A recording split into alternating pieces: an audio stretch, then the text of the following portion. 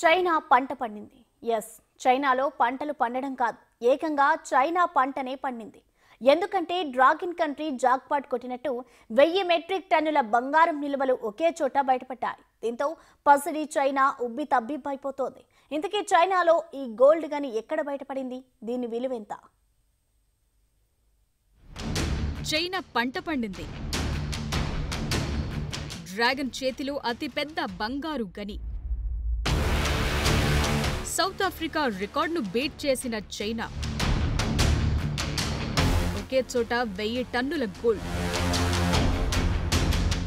జాక్పాట్తో China దశ మారనుందా? ఇప్పటి వరకు ప్రపంచంలో అతిపెద్ద బంగారు గని ఎక్కడుందంటే సౌత్ ఆఫ్రికా అనే చెప్పేవాళ్లు. కానీ ఇప్పటి నుంచి చైనా అని చెప్పాలి. అవును, డ్రాగన్ కంట్రీకి జాక్పాట్ తగిలింది.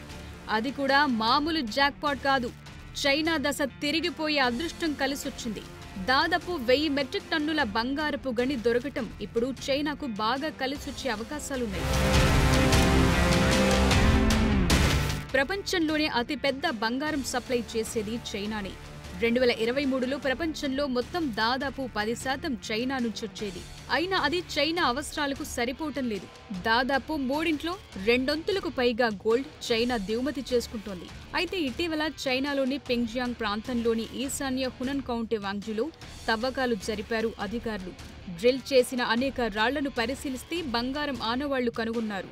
2000 మీటర్ల రేంజ్లో ఉన్న ప్రతి మెట్రిక్ టన్ను ధాతువులు దాదాపు 138 గ్రాముల బంగారముందని శాంపిల్స్లో బయటపడింది. వెంటనే లోతుగా తవ్వకాలు జరపగా గోల్డ్ ఫీల్డ్లో దాదాపు 2 కిలోమీటర్ల లోతులో ప్రపంచంలోనే అతిపెద్ద బంగారం నిల్వలను గుర్తించారు.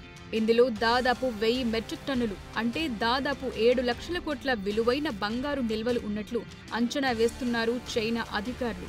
అయితే 3 కిలోమీటర్ల లోపల అదనంగా 300 మెట్రిక్ టన్నుల బంగారం ఉండే అవకాశం ఉన్నట్లు తెలుస్తోంది. 3D మోడలింగ్ ద్వారా అధికారులు దీన్ని గుర్తించారు.